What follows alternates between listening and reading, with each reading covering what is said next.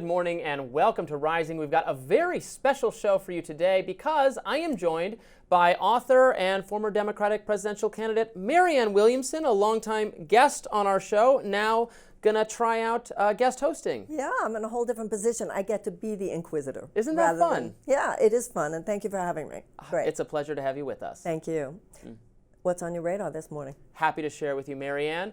Well, White House Press Secretary Karoline Leavitt hosted her first press briefing yesterday at just 27 years of age. She's the youngest press secretary in history, and conservatives were thrilled with her performance. With an impressive command of the facts and a praiseworthy ability to recall details from memory without consulting a binder of notes, she was able to shut down mainstream media talking points over and over again yesterday. But the biggest challenge to the mainstream media reporters in the room was that they could soon have serious competition. That's because Leavitt announced she was restoring the press passes of 440 journalists whose ability to attend the briefings was revoked by the Biden administration. She's also inviting podcasters, bloggers, social media influencers, and everybody who falls under the umbrella of alternative media content creators to apply for White House press credentials for the first time. Let's listen to that announcement. This White House believes strongly in the First Amendment, so it's why our team will work diligently to restore the press passes of the 440 journalists whose passes were wrongly revoked by the previous administration. We're also opening up this briefing room to new media voices who produce news-related content and whose outlet is not already represented by one of the seats in this room. We welcome independent journalists, podcasters, social media influencers, and content creators to apply for credentials to cover this White House. And you can apply now on our new website, whitehouse.gov/newmedia. Starting today, this seat in the front of the room, which is usually occupied by the press secretary's staff, will be called the new media seat. My team will review the applications and give credentials to new media applicants who meet our criteria and pass United States Secret Service requirements to enter the White House complex. So in light of these announcements, our first questions for today's briefing will go to these new media members whose outlets, despite being some of the most viewed news websites in the country, have not been given seats in this room. True to her word, those first two questions went to Axios, a new media venture with a liberal bent, and Breitbart News, a massive conservative online news website. Now, Leavitt's announcement is a game changer and a sign that the mainstream media will no longer be able to use their gatekeeping power to constrain the range of acceptable commentary and questioning that takes place in that briefing room. I can't say it any better than former Rising host Saagar Enjeti, who correctly rails against the White House Correspondents Association as, quote, a cartel of largely failing MSM outlets who use legacy rules to gatekeep and force out competition. Literally, their last gasp of relevance is in White House coverage, and if you bypass them from the jump, it will accelerate the decline. Indeed, that cartel, the White House Correspondents Association, gets to determine the seating chart in the briefing room, and thus has all sorts of power to direct, steer, even control the narrative within the room. Challenging its authority means challenging the authority of the failing legacy media's authority, and that's a good thing. It's also a good thing that this White House recognizes the importance of alternative media and in alternative media platforms like YouTube, which you're watching right now perhaps, Spotify, Instagram, even TikTok. Something Democrats are now associated with trying to ban, Trump is associated with saving. Indeed, if you want to understand why the right is suddenly succeeding with young people, why Donald Trump, of all people, improved the GOP's image among the under 30 crowd, look no further than MAGA's wholesale embrace of podcasters and social media influencers. Democrats need to up their game if they want to compete, because right now, young people see the Democrats as the party of older people, the party of the people who follow rules, who trust experts, who think legacy sources of information are A-OK, who are wildly in favor of the national security establishment, the mainstream media, the higher education system, world government, mass migration, and so on. It's a coalition of, to use a term that's popular with the very young, very online right now, NPCs, i.e. non-playable characters. Some of you probably know this term from gaming, if you're like me.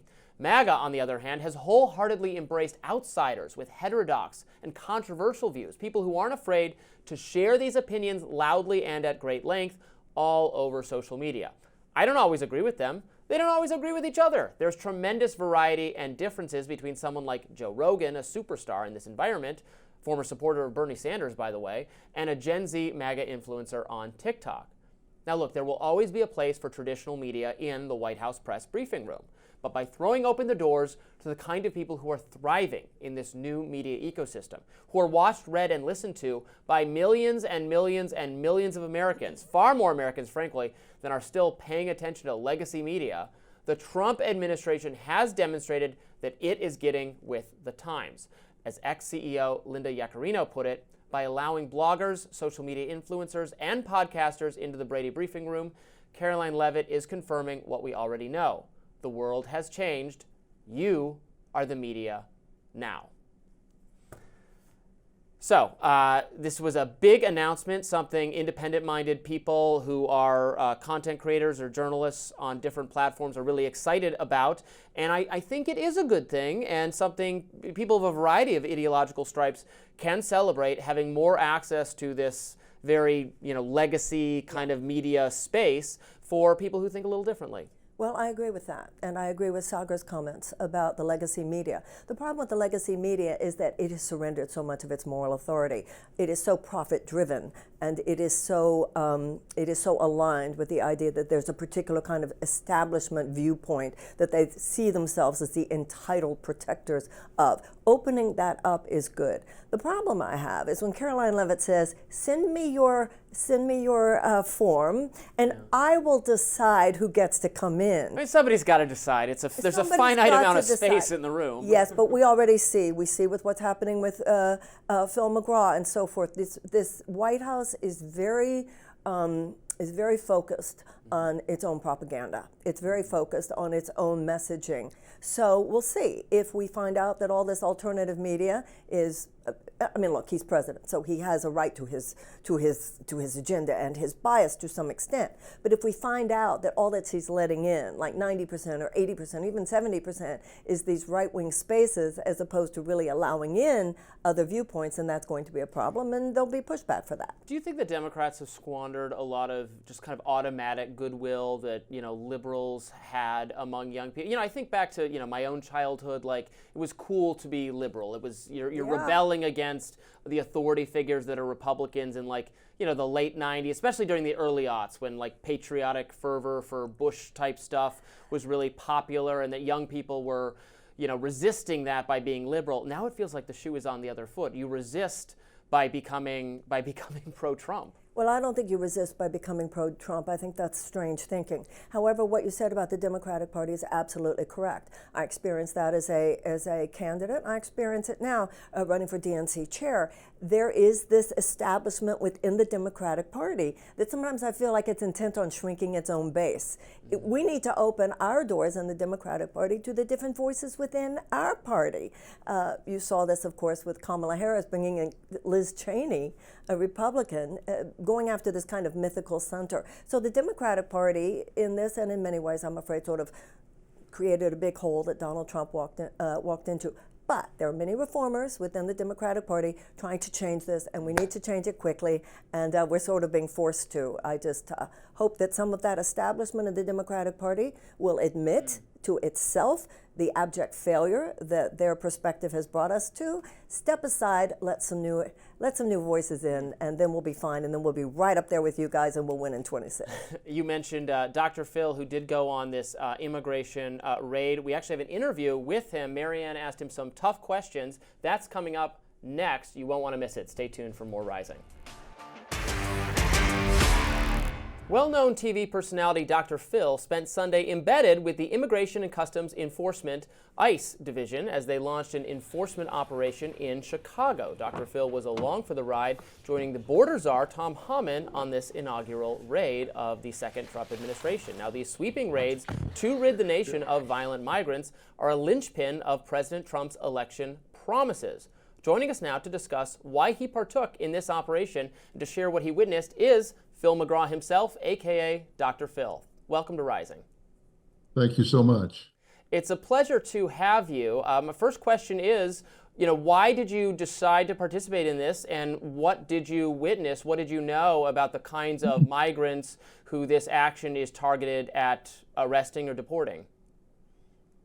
Well, I had the opportunity to participate in it because I was very interested in it. And we've been to the border with Mr. Homan. We've been to the border without Mr. Homan. And our viewers have told us that immigration is a really big issue with them. They're all over the chart on how they feel about it, but they're very interested in it. And I've read and seen a lot of things about what's going on and how this is being enforced. And a lot of things have been said that use the term, I don't think it's how you used it there, but they've used the term sweeping raids in terms of just going into communities and kind of doing a broad net and taking out all sorts of people that are in the country, harassing people about their immigration status. And I wanted to see exactly what was going on. And we were permitted to come in an all access way. And there was no limit to what we could shoot, film. And we were able to hear all of the orientation and participate up close with everything that was going on in the streets. And it began at 4 a.m. With an orientation. This was a multi-agency operation, which was something that was really impressive. And I was glad to see, whether it was this or anything else, the agencies working together. ICE was there, DEA, ATF, the U.S. Marshals, the FBI, seeing these people working in a coordinated way. And what I saw was that this wasn't just a kind of a general operation, but a very tactical, surgical, targeted operation where they were going out looking for very specific individuals. They had files on people that were violent criminals that had been convicted of various sorts of things, from murder to sex trafficking. They were known MS-13 and DTA drug members from gang members from Venezuela. These were people that nobody would want in their communities. That's who they were after.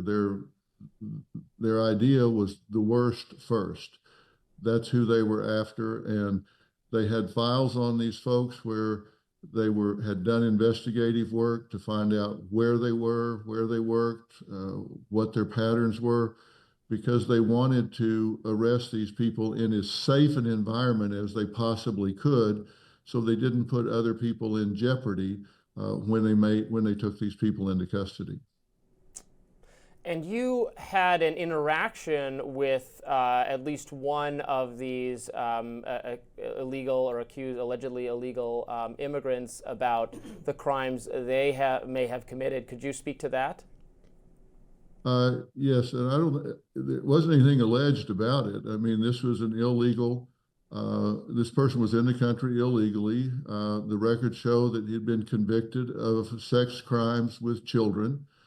And had someone raise their hand when he had been in custody for these crimes, they could have just taken him from that custody to an ICE agent's custody, and he could have been processed for deportation at that time, but that didn't happen.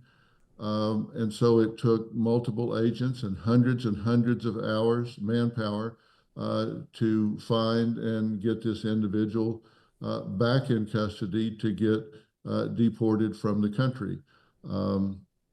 And instead, they had to go through all of this. And when you do that in an open environment, who knows what's going to happen? Could it be a car chase? Could there be resistance and guns involved? Who knows?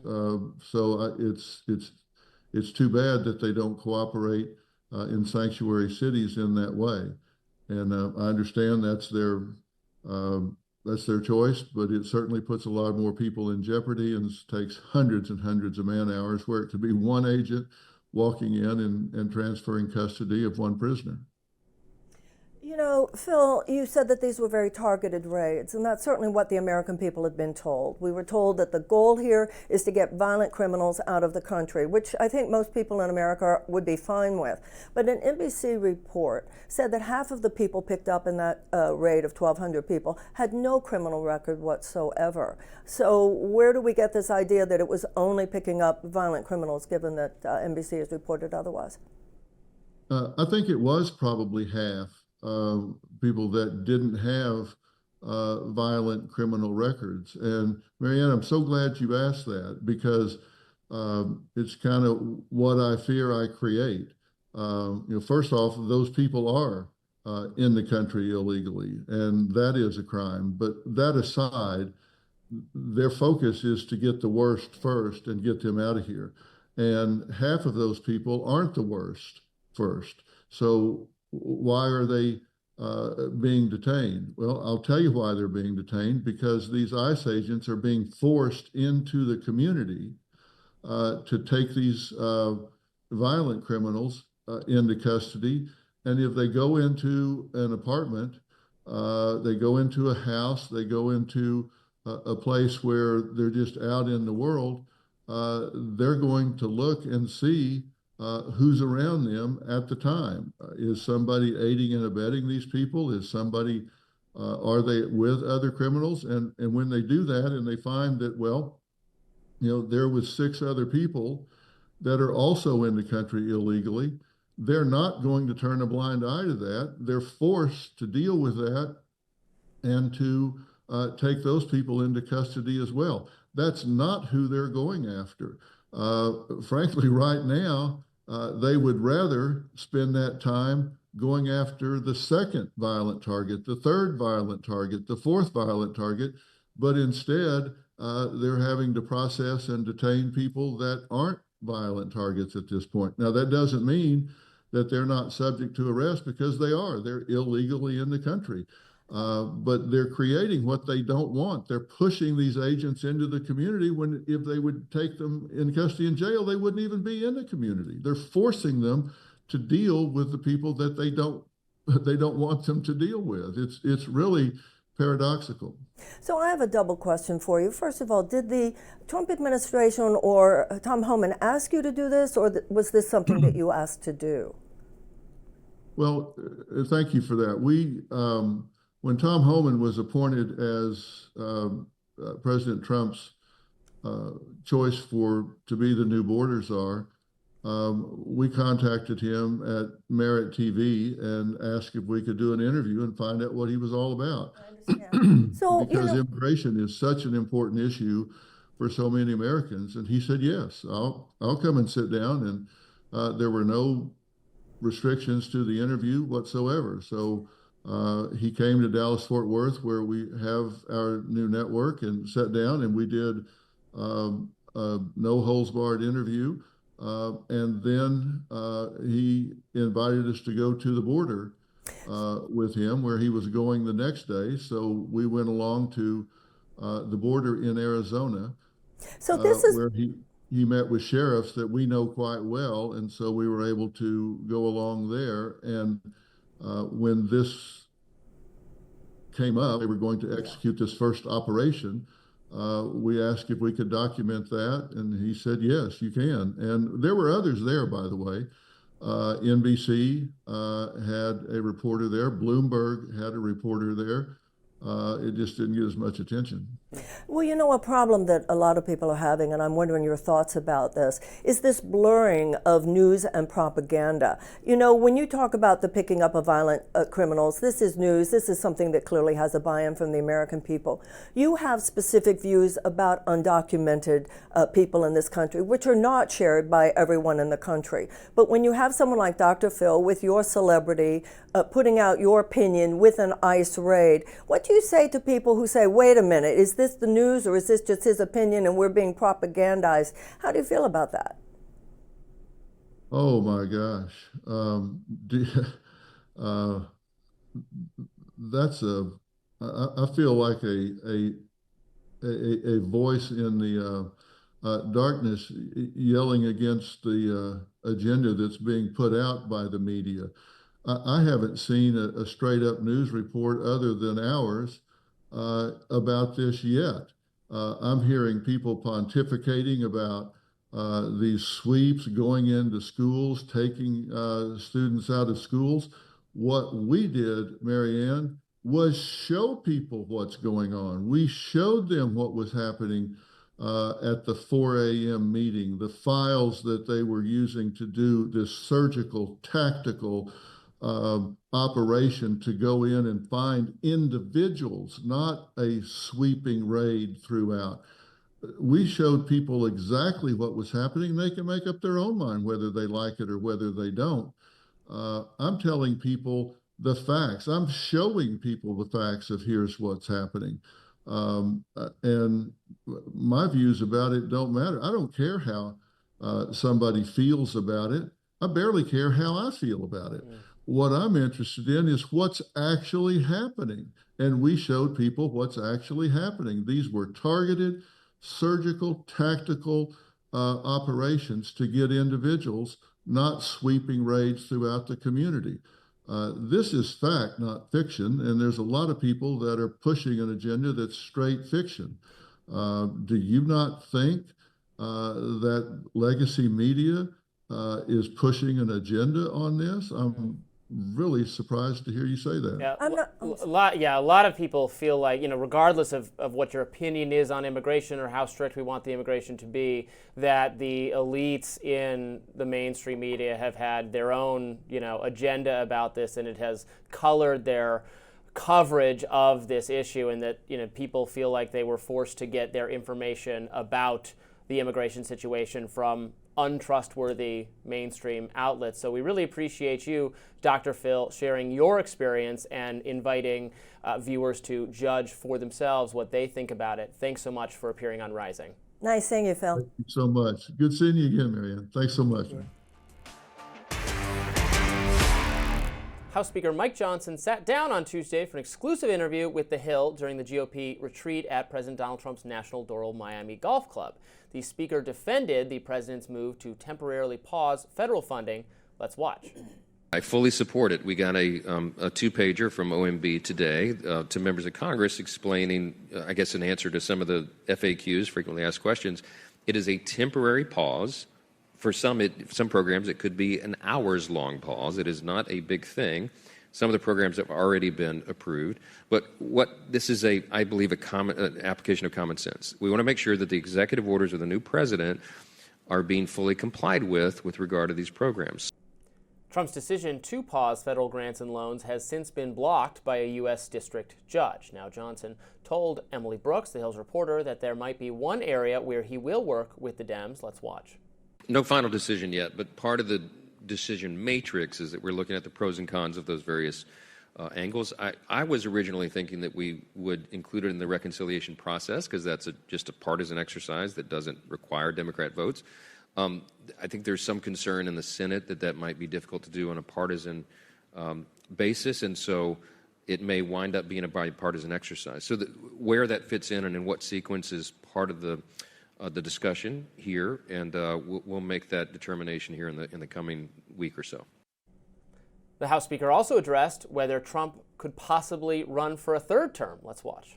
I can't change the Constitution, but there are means to do that. I don't think he's suggesting a constitutional amendment, so I think he's having sport with the media. I think that's what that was.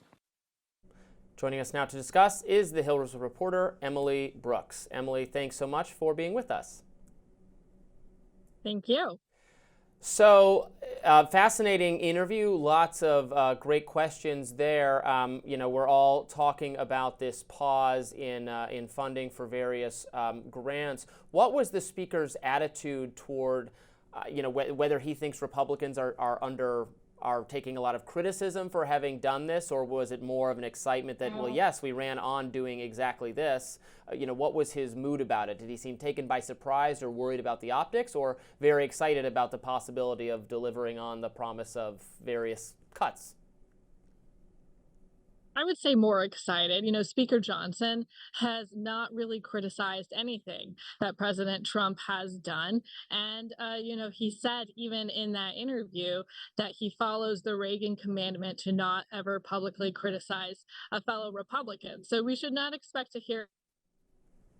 And so he did seem a bit pleased by these actions, not only the pause in federal grants, but the clearing out of inspectors general without notifying Congress, a number of actions, and not expressing any worries about how Trump is stretching his executive authority or testing the limits of it, even in wake of this. So it was a, pretty fascinating thing. I did ask him at one point, do you ever have private conversations with President Trump where you express your disagreements with him? And interestingly, he said he is not a yes man and he does express some disagreements, but that's not really something that we have seen from a public standpoint.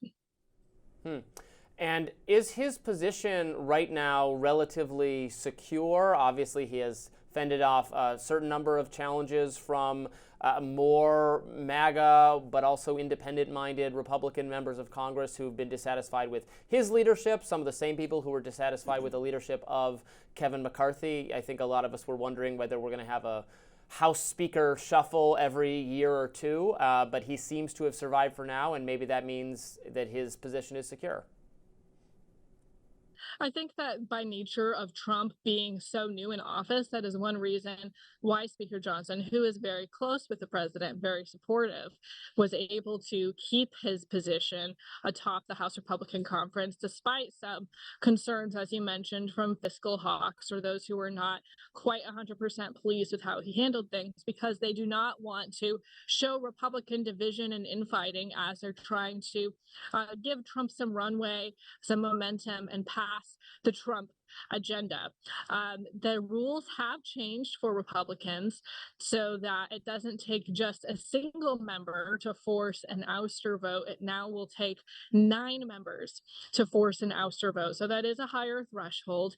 If you have 9 Republicans who want Speaker Johnson gone, they will be able to essentially oust him. That is essentially a guarantee, as long as Democrats don't swoop in to save him, that would remove him. But will it ever reach that point? I think a lot is riding on how much that Speaker Johnson can deliver in the Trump agenda, whether he can keep him happy with how he handles not only the Trump agenda, but things like the debt ceiling, where Trump says he does not want Democrats to have any leverage. But as long as he has that support from President Trump, he seems to be in a safe spot. You know, Emily, we seem to really be diverting the public's attention from the constitutional principle that we have 3 co-equal branches of government. Speaker Johnson is one of 2 leaders in an equal branch of government, and to watch him acquiesce to whatever the president wants was kind of shocking for many of us. After all, the money had been appropriated by Congress. This is not the president's money to play with. This is Congress's appropriation. And of course, he was telling you about this is just a temporary pause, and very much minimizing the real life effects this is having on people's lives. Telling people who are studying the bird flu, who are studying deafness, who are studying childhood cancer, you can't do it until further notice. People all over the country in states talking about nonprofit organizations, state agencies. This is having real life consequences in people's lives. Did you feel like asking him about these things, pushing him on this? You know, I did ask him about the pause, and he said that he was supportive. I wasn't expecting Speaker Johnson to say anything else besides that, because he does not, like I said, has not criticized Trump publicly at all. But he was, as you said, he went beyond refusing to criticize and into being supportive of these actions. I guess to him, the ends justify the means. A lot of the programs that I think would be affected by this are not necessarily things that Republicans love to see. Perhaps there were things that were funded through mostly Democratic majorities that could be a reason, but certainly they seem unconcerned. And, what they're working on this Trump agenda, where they're looking to slash federal government spending and a lot of these programs probably anyway through legislation.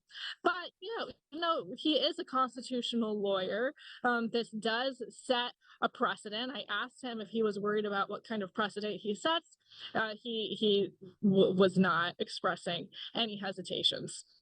It's interesting because the executive branch is supposed to execute the laws that are made by Congress. And we're having a whole paradigm shift here where there's this normalization of a complete transition into a place where Congress is acting as though its job is to execute on what the president wants. Normalizing this is very different for those of us who remember a time when this is not how things worked. These people, the idea that because I'm a Republican, I'm going to agree with everything that a Republican president says is actually new.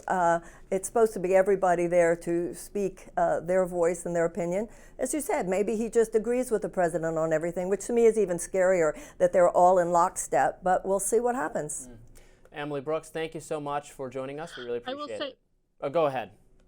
Oh, thank you so much. I will say there are some Republicans who have expressed hesitation about this, and it is a very slim majority in Congress and in the House. So keep an eye on some of those maybe more moderate members in bluer districts for things like slashing federal spending and criticizing Trump. That way, it will be a dynamic for how much they can do in Congress.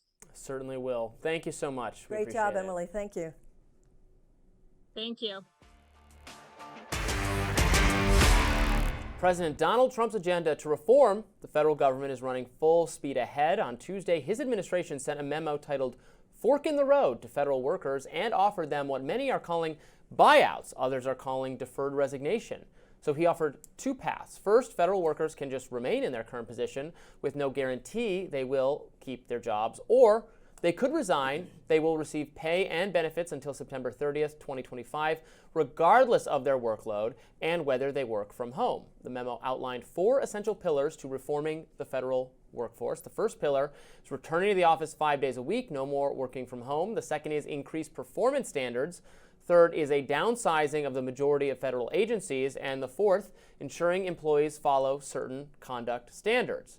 Now, the American Federation of Government Employees responded to the move in a statement, writing in part, quote, "Purging the federal government of dedicated career civil servants will have vast unintended consequences that will cause chaos for the Americans who depend on a functioning federal government." It is clear that the Trump administration's goal is to turn the federal government into a toxic environment where workers cannot stay even if they want to. Now, Blaze TV contributor TJ Moe feels differently. He wrote on X, "Trump offering to buy out all 2 million federal workers with 8-month severance and benefits, such a boss move, will save $100 billion plus and get rid of all the people who aren't working and don't want to be there. Everyone else comes back to the office and gets back to work." Meanwhile, Democratic Senator Tim Kaine, former vice presidential candidate with Kamala Harris, he writes, "Trump sows chaos in federal workforce, then says resign within a week. I'll give you 7-month severance. Don't fall for it. Trump told innumerable contractors he'd pay them. Then he stiffed them. He has no authority to promise severance pay. Wait him out." Bloomberg columnist Matt Iglesias also chimed in, writing, "I know laws don't matter anymore in the Trump kingdom, but is there any statutory authority for offering broad buyouts to federal employees? Did anyone appropriate money for that?" So, all right, let's discuss. Look, I am for downsizing the federal government where appropriate. I'm not for suddenly bringing this all to a screeching halt, I guess, although that does sound kind of appealing. I don't think it's unreasonable to ask federal employees to come back to the office when so many working people in the private sector have had to do just that. Some employees, I believe, can be just as effective working from home. I don't think it's most people. I think most people do benefit from being in an office environment. So is it so unreasonably like, well, if you don't want to do this, be held to the higher standards or the same standards people are held to in the private sector, then look, here's a nice severance. It's a really generous severance package, actually, and go find work elsewhere. I don't have a problem with asking people to go into the office. But this buyout plan, the White House does not have a piggy bank, Robby. There's no piggy bank in the Oval Office. There's no appropriation of this money. Plus, Senator Kaine is correct. Donald Trump has a pattern, a well-established pattern over decades of stiffing workers. So when Tim Kaine said to people, don't believe it when he said he's going to pay you that money, especially given the fact that there's no statutory basis for this. There's no money appropriated for this. So that's the move. And also, I want to take up something else you said. Well, there are two things I have a problem with. The demonization of federal workers. You know, I keep going back to Steve Bannon saying at the beginning of Trump's first administration, we're here to dismantle the administrative state. You continue to use the word reform, which is what they use. There's a difference between reforming the government and basically dismantling the government. Reform, fine. Dismantling, not fine. And when you talk about shrinking, you know, the issue is not the size of government, the issue is the purpose of government. When you're talking about getting rid of federal workers who take care of health agencies, take care of things that have to do with children learning to read, having to do with taking care of our elderly, having to do with helping people who are hungry, that's what a lot of these federal workers are doing. This is why a lot of the talk about DOGE, for instance, get rid of the fat, absolutely. But what many of us are concerned about is cutting into the bone. And just you know, blanket, you guys get out of here. That's not reform. That's demonization of the federal workforce, Sure. Basically a demonization of the U.S. government. Sure, well, I feel fine to demonize the U.S. government. I don't want to demonize federal workers. They're people, obviously. I don't, That's what you know, they I'm are. not. That's what they Yeah, are. That's what they I think, okay, but a lot of Americans What feel is like, the look, government? it's our tax dollars going to these people's salaries, and we have such a vast federal bureaucracy, including on what you just talked about, health. And yes, I agree with you. Obviously, I want to make healthcare cheaper for Americans, more efficient for Americans. Absolutely. And I think a lot of people would say, we have this massive, complicated bureaucracy, so many people working for the government in this role. I mean, the budget for this is astronomical. Why doesn't that translate to better care and service if we're spending that much money? And then they say, well, is it because there's inefficiencies? Are there have an administrative idea. redundancies? If we're spending this much money, right. why doesn't it work better? If we're spending that much money, why don't we just have Medicare for all? You want to simplify it, Robby? Make it universal health care, just like in every other advanced nation. We don't have great results. We have the highest expenditures and some of the worst results. Medicare for all would take care of all of that. Would it, though? Yes, it would. Well, Medicare works. How about Medicare for all? I mean, the conservative response or concern is that under such a system, then the government has no ability or knowledge to set the price of things. You don't end up knowing what you're paying for. You swamp the medical system. You end up waiting in long lines. You end up having to ration care, right? Insurance companies are doing that right now. No, we don't have a good system. I mean, no defender of the current Insurance companies system. are doing that right now. And when you say waiting in long lines, do you think people aren't waiting in long lines right now? People are waiting in long lines, but the lines are long. I mean, we can debate this, but people will say that the lines are even longer in places that have, for Canada has long lines. People come here for very critical care that they have to wait months and months to get in Canada. If you're rich enough, you come here to get it instead because you can pay for better care if you're willing to pay. Well, that has to. And I don't want to change to a system where, well, we're all equal now, but it's all equally SHITTY for everybody. That wouldn't be better. There are provisions. You know, every country that has socialized medicine has a different system. And some, well, Australia does that better, England does that better, France does that better. But there are ways to have private insurance provisions in there that would enable everybody to get exactly. Well, that's what I mean, I want reforms to the system. I want it decoupled. The insurance being tied to your employment doesn't actually make a lot of sense. No. And I absolutely agree that the way it's structured now, both the insurance providers and the providers of the actual medical services, frankly, or the medical the drugs, can charge whatever because you don't pay. You know, somebody is paying for it on the front end. You're paying it back in some later confusing way, but they disguise the price of it because of the system.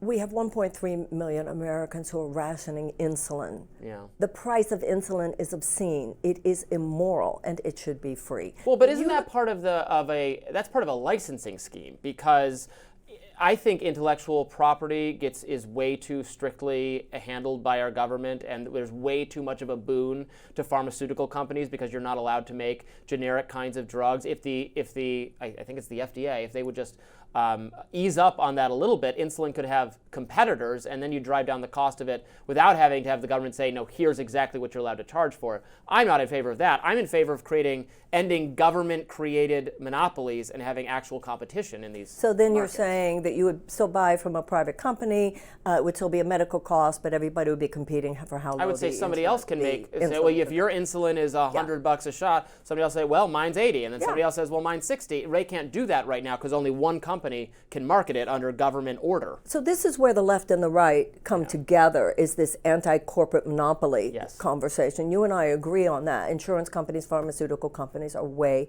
too powerful. And there are two different ways we can go about breaking through that and take a hammer to that. We just need to agree on the fact that we need to take a hammer to it.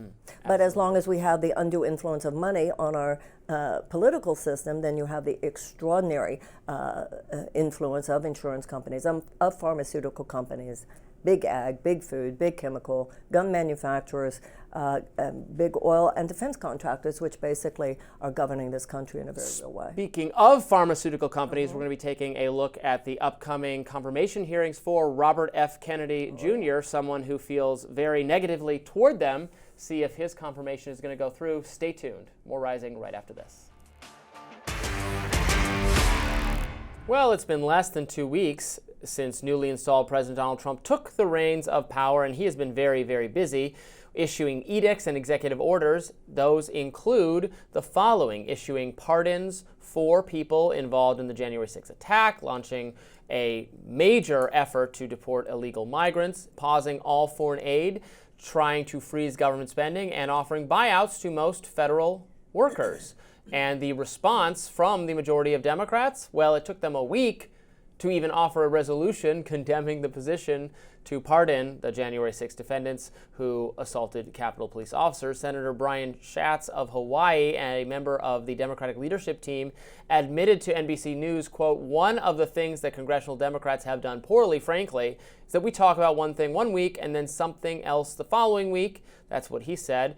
I quote, "I think that's especially the dynamic with Trump in charge because he's extraordinarily skillful at commanding attention." There's, of course, been Bernie Sanders, who is active on X. His latest post is this: "The president can veto or support legislation. He can make recommendations to Congress. He does not have the unilateral right to change the laws. Trump has very little respect for the rule of law and our Constitution. He is moving us toward authoritarianism. We must stop him." Also, recent announcement from Dems that the Michigan Senate seat will actually be up for grabs. Gary Peters surprised many on the Hill by announcing that he does not intend to run for re-election. There's been chatter that Mayor Pete Buttigieg may step into the fray to fill that seat. Secretary Mayor Pete Buttigieg. What next is for the Dems? Where are they heading? Can they stop the Trump juggernaut? Marianne, I bet you have some thoughts on this. Well, I certainly do. In full disclosure, I myself am a candidate for DNC chair. The DNC doesn't always have the role that it will have coming up, because since the Democrats do not have the White House or the Senate or the House, we need to be the megaphone. And that megaphone needs to be, as you said, much more nimble, much more quick, a kind of guerrilla warfare. You know, sometimes the way the Democrats have acted reminds me of the British redcoats during the Revolutionary War. They were in a line and they were waiting for someone to yell, "Fire!" Meanwhile, the American colonists had been trained by Native Americans and they hid behind trees. Democrats are going to have to change our entire paradigm if we're going to be able to go toe-to-toe with this president, which is what the reformers in the Democratic Party want to see, and what I would certainly represent, because, as you said, we were way too slow. We gotta be on it. The DNC needs to become an entire communications network that is on it hour by hour. Trump knows what he's doing. It's a shock and awe. He wants to just confuse and cause so much chaos that nobody even knows how to respond. I would, however. And yeah, Democrats do not seem like they know what they're doing, or that they were even prepared for this. And despite having, apocalyptic warnings about the kind of president Donald Trump would be, now they're like, oh well, we'll wait until maybe it's our turn again. They certainly don't have a communication strategy. They're not investing in talent. They have I think a really not particularly deep bench for who's even going to take over. I think Kamala Harris does still have some interest in being a pivotal figure, even though she never really, I mean, the way she got to be the candidate was not totally on the up and up. I've debated people on the left about it for a long time, but it just seems like, so let's talk about Mayor Pete, possibly a Senate candidate. Right. At least he's younger and more charismatic. I know the left really didn't like him to begin with, but it seems like he's endeared himself to them a little bit.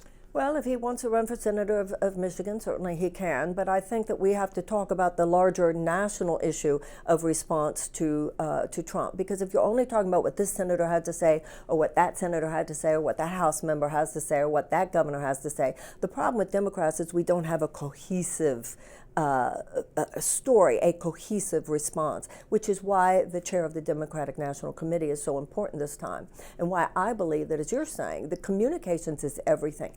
You know, we're living at a time where you can't separate culture from politics. You can't separate from politics how people are feeling and receiving information. Sometimes Democrats just talk about politics, but we have to talk about politics in a way that hits people where they live. The Republicans have become very savvy about that. And Democrats need to become very savvy about that. And that's really the next stage of the Democratic success story. We have to burst out of this old-fashioned box we're in. Well, we will discuss this particular policy. It will take time to move through the House. Meanwhile, at this time, what Democrats feel with all these executive orders, the blanket pardons, for instance, the halting of federal aid, people are panicked. People are scared. People are traumatized on our side. And that's why the Democratic National Committee needs to become a central system for responding, not only on a policy level, but what people are experiencing. Do you think as I do, the unprecedented actions taken by Joe Biden in the final weeks and in some cases final minutes of his presidency, issuing preemptive pardons to family members and multiple government officials for even ones not facing any specific charges whatsoever, just in case anyone wants to take a second look at what Dr. Fauci's been doing, that's off the table. I feel like that left Democrats maybe so gobsmacked. They're like, we don't even feel like fighting Trump. We can't say, oh my God, this is so insane that you're doing this when what Joe Biden did on his way out the door was Robby, insane. I was not pleased with, nor can I defend some of those pardons that President Biden gave. However, you cannot compare that to the president giving blanket pardons to violent criminals who assaulted our Capitol, who beat policemen over the head, who violently assaulted Capitol operatives. So no. You cannot compare those two things. By giving those blanket pardons, I think a lot of Americans would have been, okay, if you want to pardon some of the people who have been there for a while on lesser charges. But these people had gone through the legal system, they'd gone through the judicial system. Juries had convicted them. They had been sentenced, some to like 22 years for seditious conspiracy. And President Trump... I mean, those are the ones I wish they had muted, because that is a crazy amount of time period. How can you compare that to the President Biden? Well, look, I like you, I do not agree with the policy of blanket pardons or commutations from everyone involved. I think, now I tend to think sentences in a lot of cases are too lengthy anyway, because I am a supporter of criminal justice reform. But I would have done it on a case-by-case basis, as they said they were going to do, instead of the blanket. So I don't disagree with you on that. But, I've said this before, it's not unfamiliar to our viewers. I think the potential criminal wrongdoing of, in particular, Dr. Fauci, if it is true, as now the CIA even believes, that COVID was a lab leak potentially done because of research our government funded and that he was the main advocate for, and some people say he has misled Congress about, that starts to be some pretty serious negligence and liability that he is shielded from. The pardon goes straight to 2014, the year of the gain of function pause. It's not his entire time in service. It's not just COVID. Yeah. So that was the one more than any others that made me go, how dare you? I look at that one as similar to Gerald Ford pardoning Nixon. It stopped the wheels of justice, and it left the American people. You know, justice has an ameliorative effect psychologically. Yes. It brings harmony, it brings closure, and you have to allow the wheels of justice to turn. So, and you can have mercy, but we need admission of guilt so we can understand. and then there can be forgiveness and mercy or compassion or whatever takes place. But people want to know how this horrible thing happened. I think within the next few years, I don't think we're really ready for it yet, but I think within the next few years there will be some serious reckoning, questioning congressional hearings, what actually happened during COVID. And I think you're probably correct that cutting off any chance I think they could still subpoena Fauci. Well, honestly, now they might be able to ask him questions that he can't plead the fifth to because he's not facing any. It's going to be interesting to see.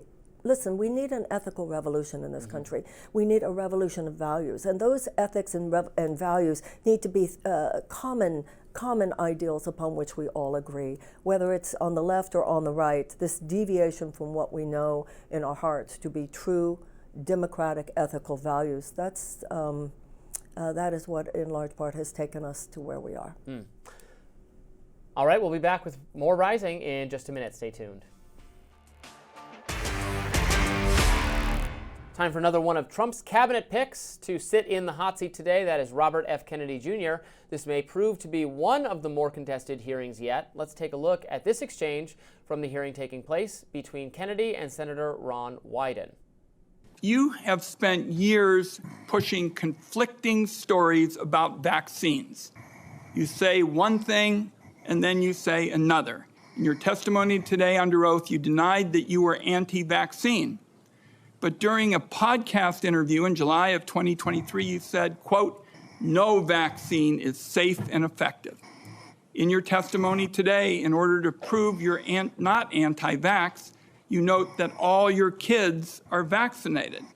But in a podcast in 2020, you said, and I quote, "You would do anything, pay anything to go back in time and not vaccinate your kids." Mr. Kennedy, all of these things cannot be true.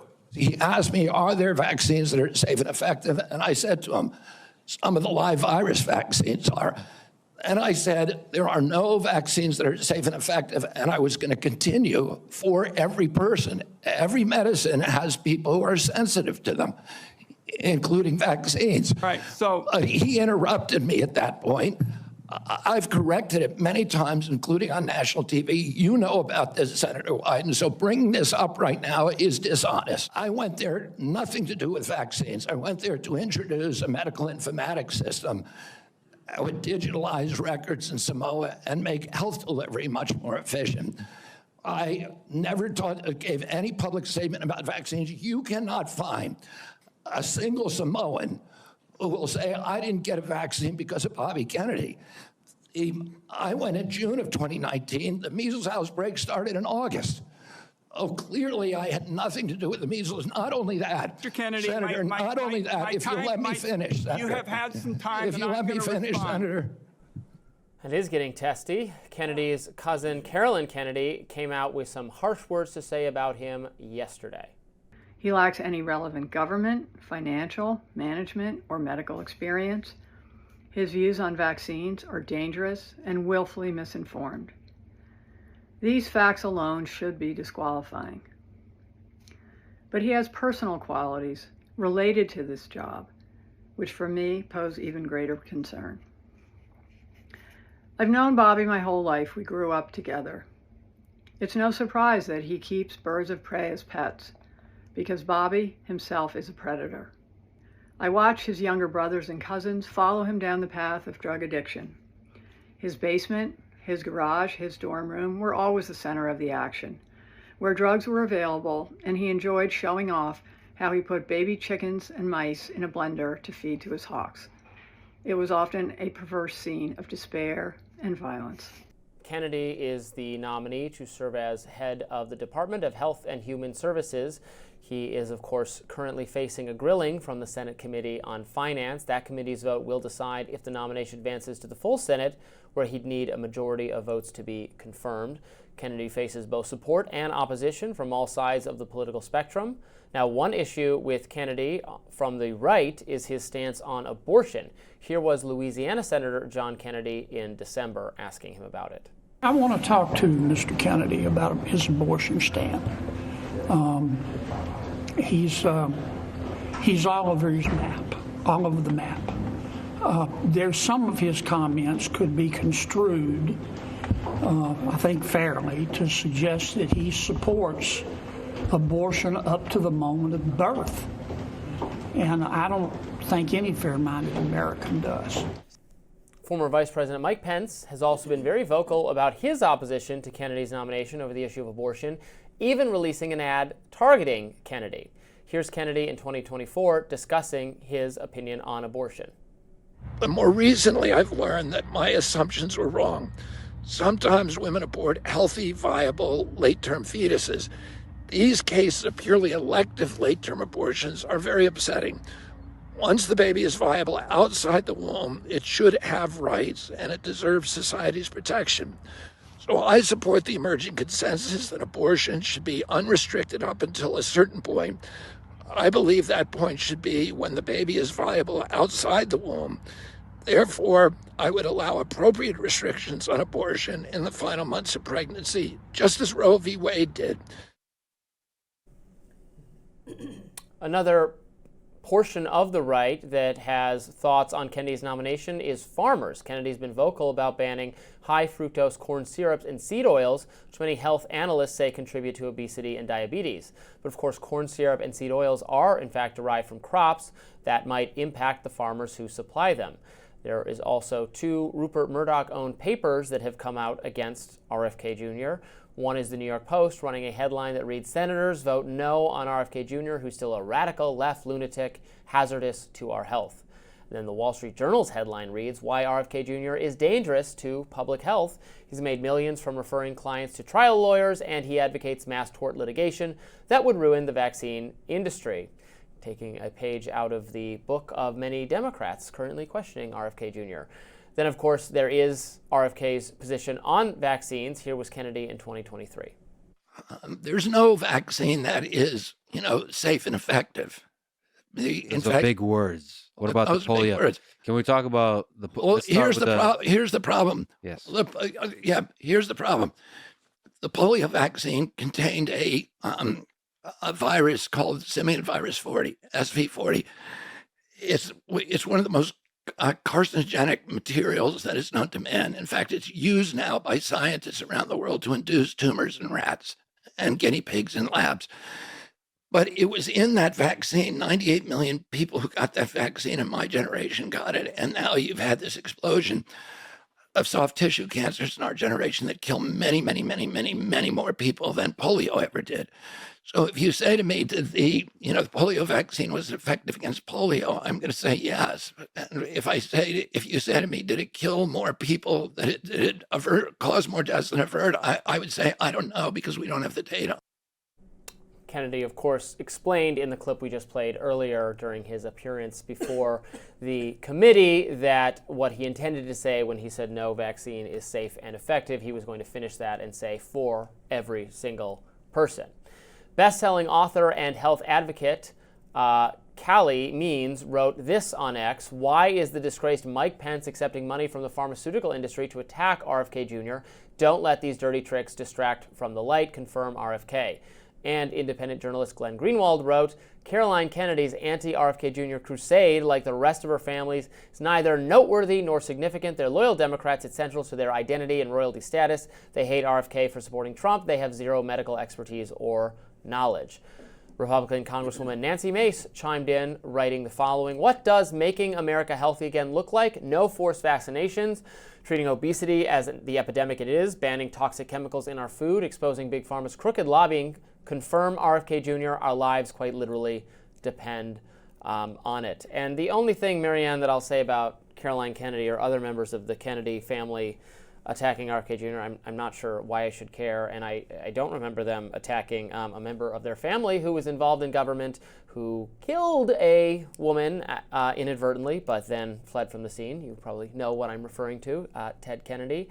So I don't really take what they have to say seriously now, but look, RFK Jr. should face scrutiny for past statements he's made and positions he's had, and he is facing those, and there are a lot of Republicans who have serious questions about him, given that he was a Democrat until very recently and has a long history of advocacy on environmental and labor and even health topics that was not what Republicans felt about these subjects until now. Maybe it's different. And then, of course, Democrats can grill him too, but that's the proper thing to happen. What's your take on him coming into the Trump coalition and perhaps serving in government? Well, his coming into the Trump coalition obviously has to do with a deal that he made. He wanted very much to be in a position where he could affect the policies that he's most concerned with. That's for him to deal with in terms of his own conscience, partnering with people who otherwise I think he would not agree with. But I think we get so focused on the personality issues of Bobby Kennedy, on the personal controversy about him. And I think we need to stand back and admit, and I think this is a good thing, that he has opened a conversation that this country has needed to be having. As a matter of fact, it's a conversation that should have belonged to the Democrats. Most of these food advocates out there have been Democrats. Most of the regulations on toxic chemicals, carcinogens, et cetera, actually have come from the Democrats. And it saddens me that it took someone working for Trump to be talking about such things as the carcinogens in our food. America's food supply is profoundly toxic. We have 38% of our teenagers who are pre-diabetic. We're at something like 48th in the world in terms of life expectancy. So I think, Bobby, opening up the conversation, when people, there was a lot of talk, I remember a few months ago, about a bottle of ketchup in the United States versus a bottle of ketchup in Canada and how different the ingredients are. Because these big food companies have discovered ingredients that are known carcinogens, but which will increase the shelf life of a product, thus increasing stockholder values. And these people have knowingly allowed these carcinogens to be in. So the entire conversation about questioning what Big Pharma is doing, questioning big food, questioning all of these things is a good thing in general. That movement will not stop. No matter if Bobby Kennedy gets confirmed or Bobby Kennedy doesn't get confirmed, the opening of this conversation is essentially a healthy thing, and that community is not going away. Yeah, I hope we have a conversation about those topics, certainly, and then also on the government side, what the government is funding. One of the reasons you get corn syrup and everything is massive subsidies for corn. Thank you. And I know that's an important constituency, but look, I'm not in favor of government subsidies really across the board. But this is, you get, especially and instead of for multi-billion-dollar companies. Sure, and you don't, and it's easier, before you even talk about banning things, which I don't like a lot of banning because I think it takes it out of the realm of human choice. But you're warping people's choices and businesses' choices if you're subsidizing something. Nobody says you have to pay them to put more corn syrup in stuff. Why don't we start with ending some of that? Well, it's a coerced choice also. I mean, a mother goes to the grocery store. My mother used to feed her children, assuming that there was an FDA, she might not have known it was called the FDA, who would be monitoring these things to make sure that there was food safety. There is less monitoring of food safety now than there was when I was a child and my mother was buying food to cook for her family. So that's what people are yelling and screaming about, and I think people are absolutely right to be yelling and screaming about it, and I think we need to remember this is not just about one man and one man's confirmation. Stay tuned, more Rising right after this. Frequently reclusive billionaire Bill Gates has taken to talking up a storm and dishing devilish details ahead of the release of his new book, which is called Source Code. In a sit-down with the Wall Street Journal editor-in-chief Emma Tucker, Gates explained what a recent 3-hour conversation with President Donald Trump was about. Let's watch. Have you met Donald Trump since the election? Yeah, I had a chance to go have a long and actually quite intriguing dinner with him. It was quite wide-ranging. Global health's the area that I work in, and such amazing things have happened and can happen there. I spoke a lot about HIV and that the foundation's literally working on a cure for that. We're at an early stage, and so he, in the COVID days, accelerated the vaccine innovation. So I, was asking him if maybe the same kind of thing could be done here. I felt like he was, energized and, looking forward to helping to drive innovation. I was frankly impressed. Gates, of course, was also grilled about his past relationship with Jeffrey Epstein. Here's what he said. Well, Jeffrey, in retrospect, I was foolish to spend any time with him, and he sort of, got time with various people by spending time with other people. So yes, I think I was quite stupid. I thought it would help me with global health philanthropy. In fact, it failed to do that, and it was just a huge mistake. Has it made you more wary of connections? Definitely. Yeah. And here is what Gates had to say when he was asked, would he or would he not be involved with the Department of Government Efficiency, or what he would do, what he thinks it should do. Let's watch. I'm amongst the people who think the deficit needs to be brought down, because otherwise it will create a financial problem for us. And so, that effort could come up with some good things. I'm not, trying to talk about European politicians like he is. So some of that surprises me a bit. But wow, he finds time to do a lot of things. They'll have to look at everything, including pension, defense, healthcare. My view is most departments, there probably are, 10 to 15%. I do worry a little bit that if you say, hey, let's completely get rid of things, some of the things that have long-term benefits, I obviously believe in HIV medicines where the U.S. is keeping tens of millions of people alive. Gates also told the British newspaper The Times what he thinks about Elon Musk's foray into politics. He said Musk's embrace of far-right politicians and attempts to interfere in the politics of other countries, including the UK, is insane, shit. You want to promote the right wing but say Nigel Farage is not right-wing enough? I mean, that's insane. You are for the AFD. Of course, many critics of Bill Gates, Marianne, would say that he has been meddling in all sorts of world government or global international organizations, trying to get policies related to health that I know a lot of people are skeptical about, whether that is just enriching his own pharmaceutical interests. But what I actually heard from him there was more of sounding a similar note to all these other tech-related wealthy people wanting to get in line with Trump rather than be opposed to him. Well, Elon Musk is actually going to Germany and telling people that they should vote for the far right-wing party. He's actually saying that King Charles should dissolve Parliament. He's weighing in on far more than policy. Well, he's allowed to do that. He's just using his nobody's speech saying rights. what he's not allowed to do. Yeah. I mean, we're talking about whether or not we agree with him doing it. I think when that kind of influence is exerted by, ostensibly the richest man in the world, I think that that's very dangerous. But have George Soros type people not been exerting that same level of influence? George Soros and others give their money to the projects that they believe in. That's very different to me than weighing in, telling governments, telling the German people, this is what you should do. But that's just my opinion. As far as the efficiency issue, I find it very concerning when Bill Gates was talking about the deficit and it's so high. I'll tell you what's going to add to the deficit is the extension of that $4 trillion tax cut. Now, with that tax cut, 83 cents of every dollar goes to the very richest corporations and individuals. Then you have Doge saying, well, they said we were going to cut $2 trillion. This is why we should be so supportive of this. We're going to cut $2 trillion. Then he says, now, we need to lower our expectations, Musk says. Maybe we'll get rid of $1 trillion.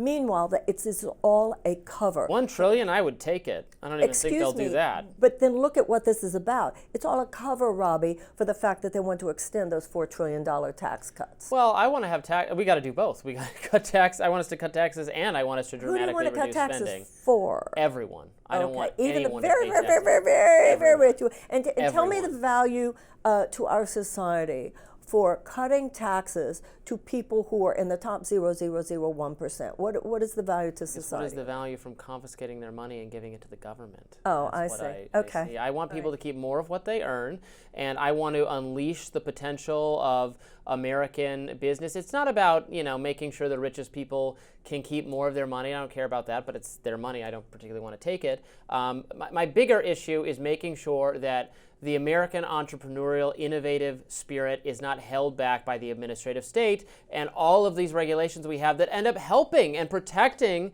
the big, powerful people, because the guys who want to challenge them and create market competition can't get started because the regulations are so punitive. And the regulations have been written by the powerful people to keep those people out of power. Okay, great narrative, but let's talk about what actually happens. That's the kind of they're the job creator people narrative. I mean, it is true. But their because their business model in those situations is less job creation and more job elimination, more demonization, suppression of workers.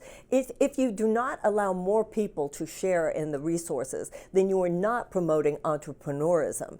That kind of corporatism becomes monopolistic, and it actually makes it more difficult for the small business person. We've got the American dream is that anybody should have a shot, not just a few. So this situation of more and more money going to the very few up at the top is not unleashing the entrepreneurial spirit. It's actually suppressing the entrepreneurial spirit among too many people who are shackled by the economic conditions that keep them from getting in the game. I don't care about reducing the people at the top to make sure they're doing as pitifully as everyone else. I want to have everybody else have more opportunity to rise and also to meaningfully improve their standing. It's not, for me, it's not about solving inequality. I don't care if there's inequality. I just care if the baseline conditions are good for the people there. I agree with that. If we're all equally depressed, that's not good. Nobody wants that. Don't put words in my mouth. No, I'm not saying that, but that's what you end up getting under a Soviet system or under a command and control top-down economic situation. That's not what I'm saying. That's not what I'm saying. But if you have millions of American children, as we have today, who go to schools where they don't even have the adequate resources to teach a child to read, and a child who cannot learn to read by the age of 10 has a drastically decreased chance of high school graduation, a drastically increased chance of incarceration. But that's not a lack of funding problem. We spend so much money on our schools. We spend more every year. You're right that we don't improve our reading and math scores, but it's not from lack of funding. So this is my point. Something else must be, this is kind of the theme of the conversations we're having today. Something is fundamentally broken about how we're doing things, because I have to concede, we spend a ton of money on education, on healthcare, on all sorts of categories, and it still sucks. And that's so frustrating to people. We have had, over the last 50 years, a $50 trillion transfer of wealth out of the hands of the bottom 90% of Americans into the hands of 1%, Robby. We used to have a thriving middle class. When the taxes were much higher for the wealthy in this country, we had a thriving middle class. In the 1970s, the average American couple could afford a house, could afford a yearly vacation, could afford a car. Go ahead.